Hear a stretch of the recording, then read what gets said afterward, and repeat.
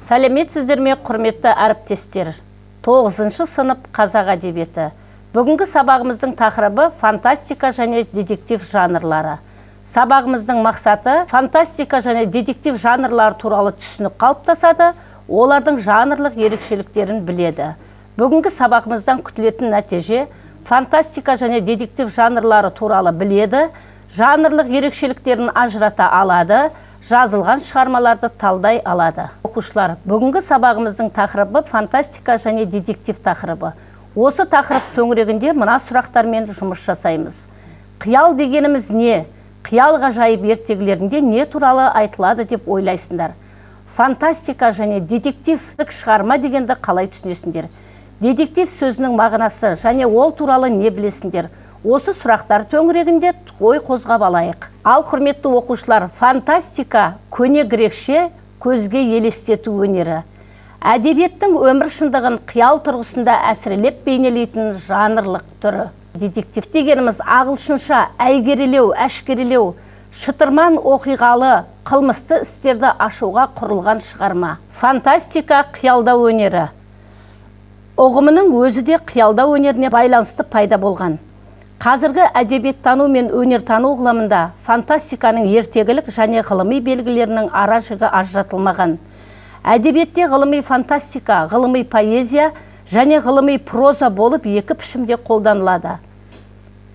Ғылыми фантастика, ғылыми туынды, көркем әдебиетте, сондай-ақ кино, кескіндеме, әртүрлі өнер жанрларында қолданылады. Ғылыми фантастика өнердегі дербес жанр ретінде 20-шы ғасырда қалыптасқанымен, оның қайнар бастаулары ежелгі әпсаналарда, ауыз әдебиетінде жатыр. Оған қиял ғажайыптық, ертегілік қасиет те тән. Детективтік әдебиет сюжеті жұмбақ, қылмыс салаларын логикалық пайымдаулар арқылы ашып көрсетуге арналады.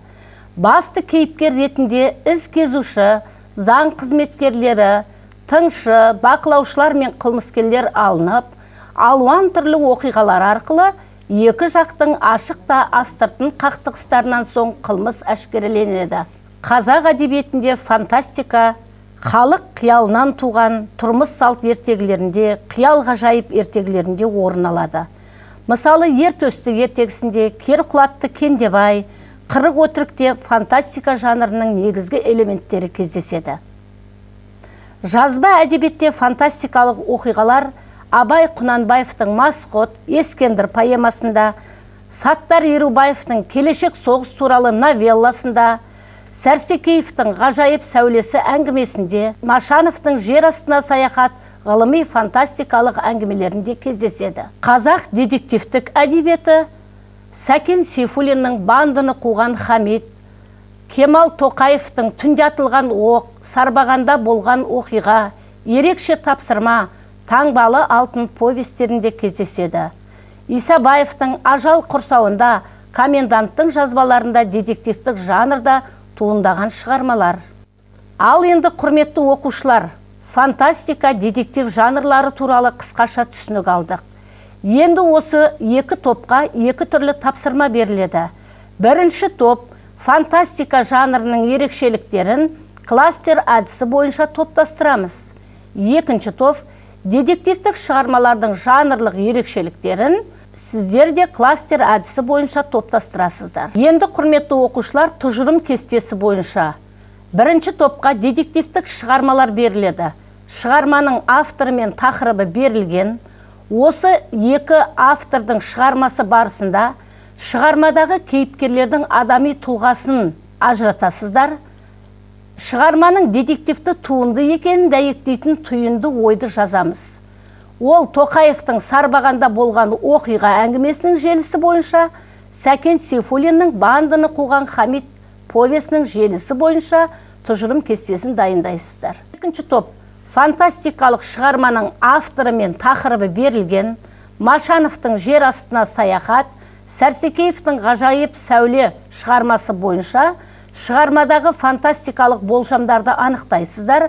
Шығарманың фантастикалық туынды екенін дәйектейтін түйінді ойды жазамыз. Ал енді құрметті оқушылар, осы екі тақырып төңірегінде біз бүгін сіздермен фантастика және детектив жанрлары бойынша сөз еттік. Енді сіздер үйден фантастикалық оқиғаларды детективтік шығармадағы оқиғалардың ерекшеліктерімен салыстыра отырып, талдап жазасыздар. Эссе жазып келу тапсырылады.